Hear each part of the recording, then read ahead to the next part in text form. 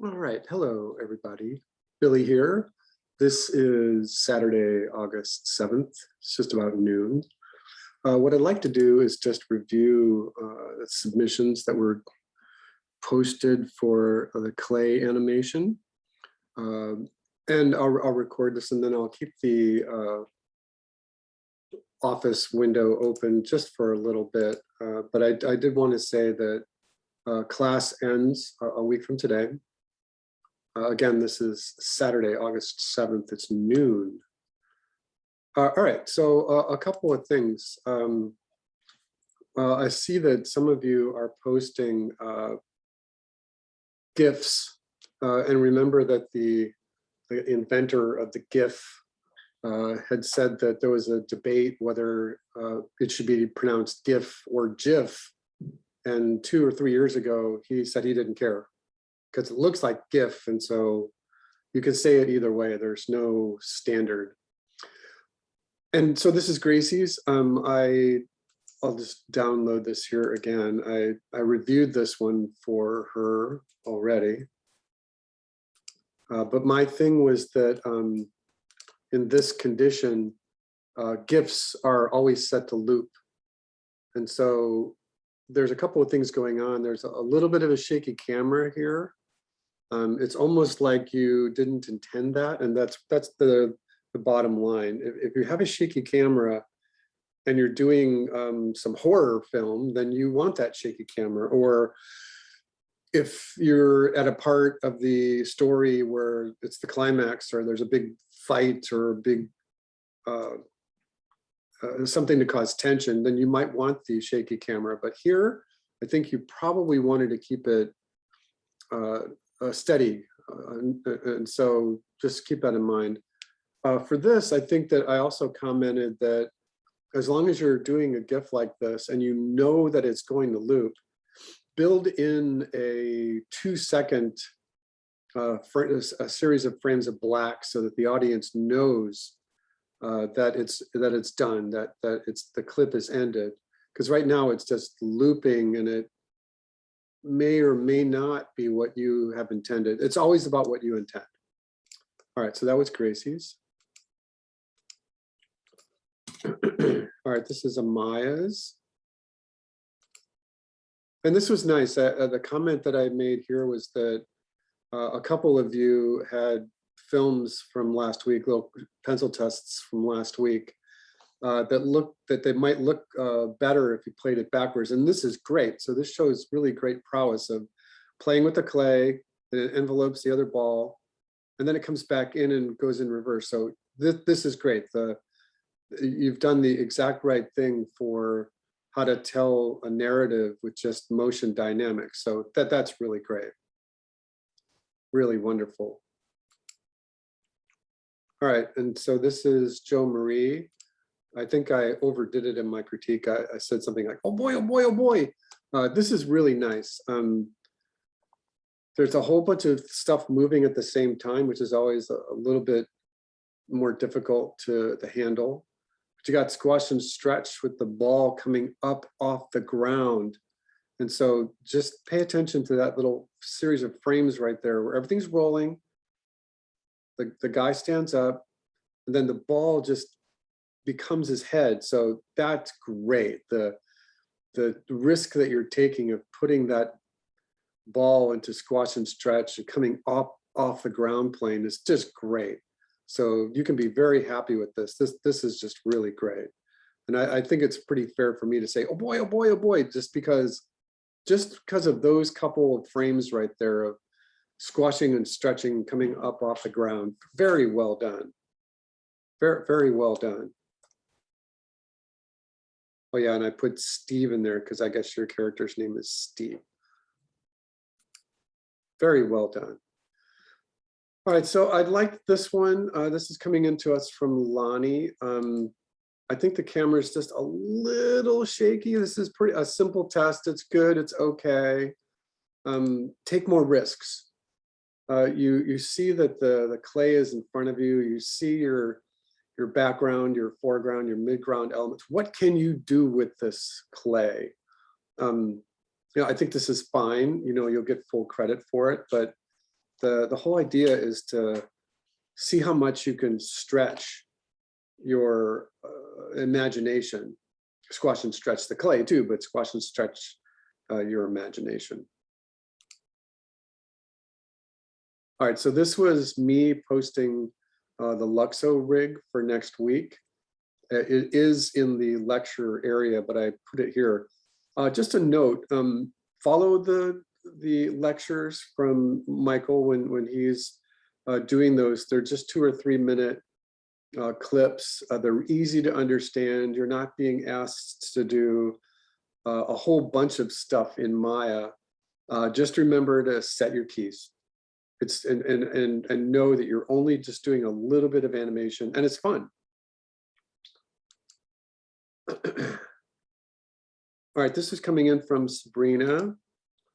I like this. It's pretty simple. I think that this is a GIF as well.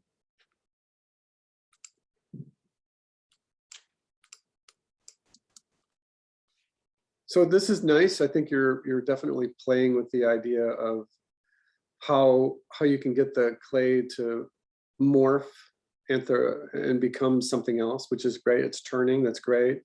Camera is just a little shaky. And again, with the idea of the loop. As long as you know you're going to be submitting a GIF, GIFs always loop. And so build a 2-second series of frames of black or dark gray or something so that the audience knows that that's the end of the clip. Otherwise, this is good. Thank you, Joe Marie. Sabrina.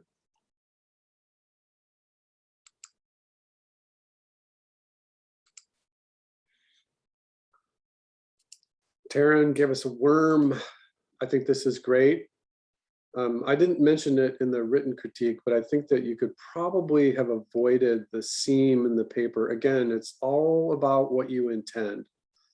Does this seam in the paper, does overlapping edges of the paper mean something to your story? Is it part of the narrative? Is it something that you intended, or did you actually want a larger piece of paper? To me, it looks like you could have just slid it over or played with it, played with the idea that the worm tucks himself into bed. You know, he's like, oh, look, a seam in the paper, and he gives himself a little nap. So I didn't mention that in the written critique. It looks like I didn't write that one up, but this is good. It's good. I think that go ahead and do like a search for and you always kind of have to do it in sort of 2D animation, and then just type in wave, and then put in the word drawing so that you get all the other stuff out of there. Switch it to images, and you're going to get a bunch of things. So pay attention to something like this. This is a tail wagging, but there's a direct correlation to how a tail wags and how a waveform moves in animation. So if you just take this and put the word flag in front of here, you'll see that the image search is going to give you a whole bunch of things just related to a flag. So this is what you're looking at here and how to animate the motion dynamics of a wave in a flag, and it translates to the worm animation as well. So if you wanted to give that another try just on your own, pay attention to, again, 2D animation flag waving. All right, so this is new. I don't think I've seen this one from Isabel yet.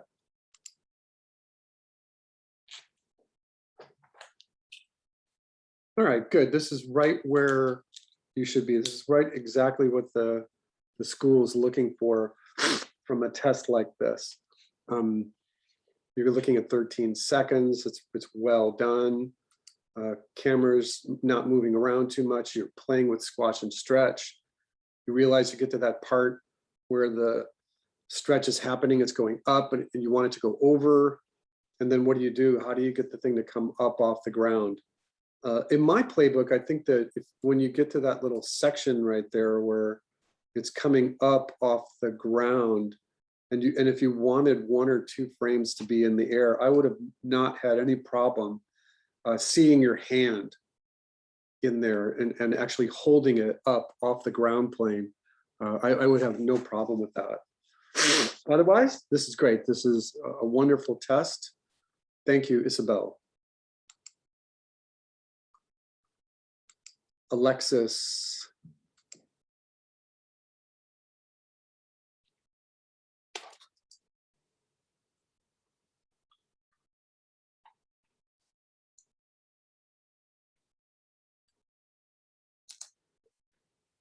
All right, this is pretty ambitious. It looks like you've got a test that's about 40 seconds long. This is great. So, oh, nice. Little squash and stretch, telling a story. Good. Clean, there's no movement on the camera, and a nice little narrative. Yeah, this is great. Yeah, definitely having fun with this. This is perfect. Very, very well done, Alexis. Very well done. Janelle.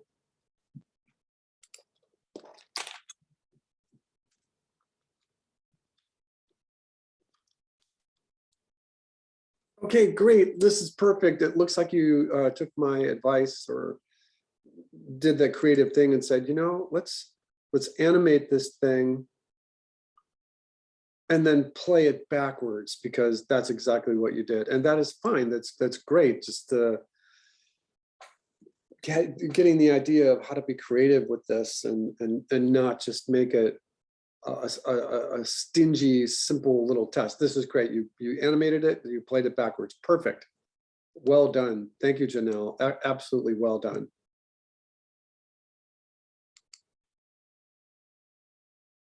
Jessica.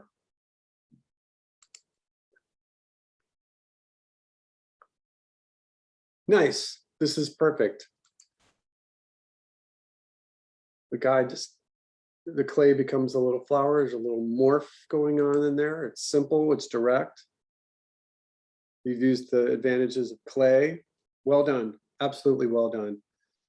It doesn't have to be long. It doesn't have to be 40 seconds. This is great. Fully accepted. All right, a couple more here. Amelia.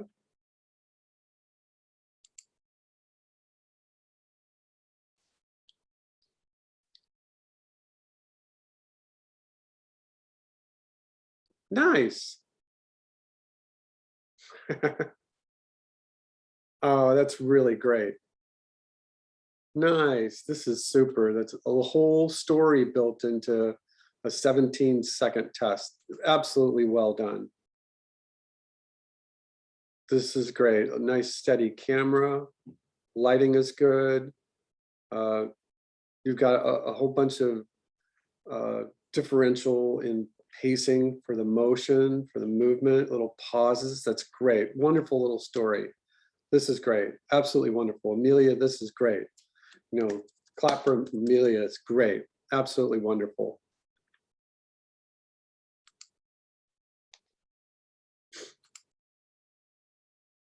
All right, I didn't see the name. This is Anissa.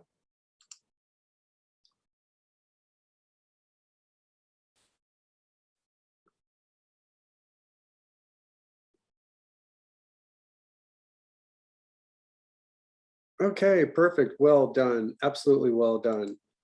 Nice steady camera, simple, white against white. Why not? Play good shapes, good variation in timing. There's lots of little pauses in there. It's fun. And you had fun with it. 14-second clip. Perfect. Absolutely well done. Thank you, Anissa. Perfect. Absolutely well done. All right, Zoe.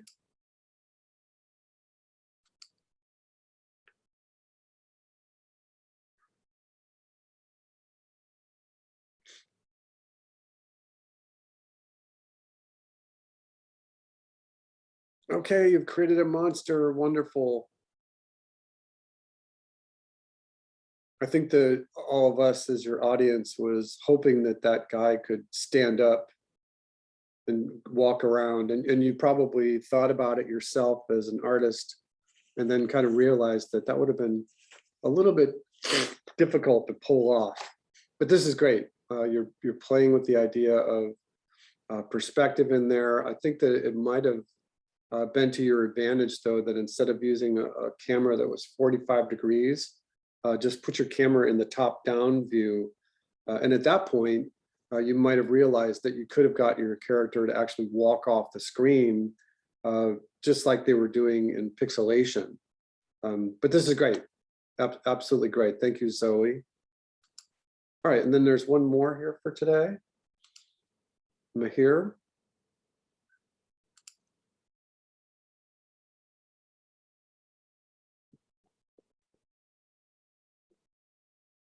Okay, you've got two characters fighting. You're in the battle, in the epic battle. Okay, great. A little bit of wiggly camera right there. But I think that in this example, it's okay because you are in the crisis. You're having the characters fight.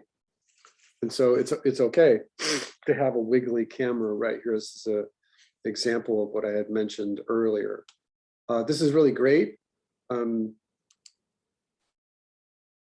Building in an anticipation before one of the other takes his weapon and attacks with it. Just always build in that in anticipation. Hold that anticipatory pose for a good 8 frames. That's 1/3 of a second, but this is absolutely well done.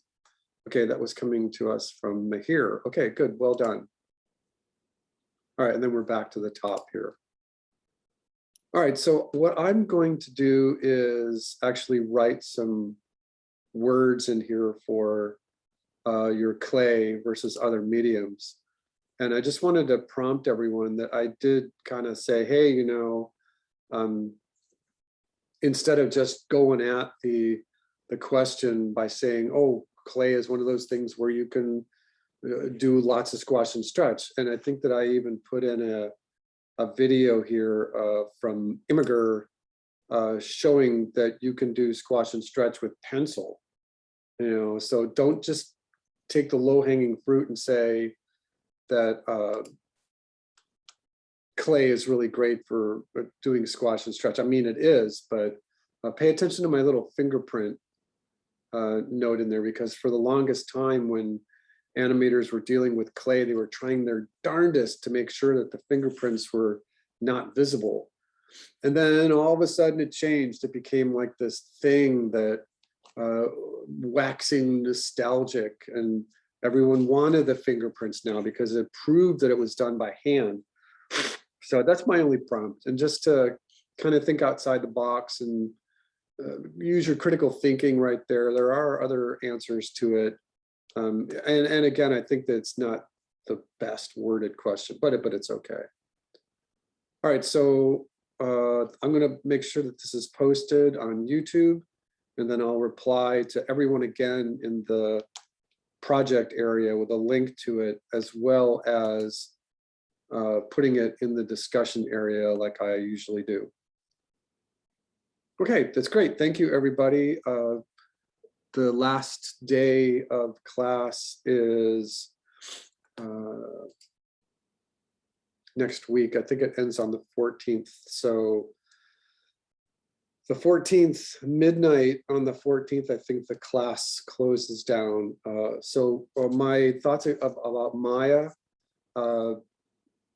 just look at those videos, go through your outline, go into the Maya and watch all these videos, and just watch them 3 or 4 times if you have to.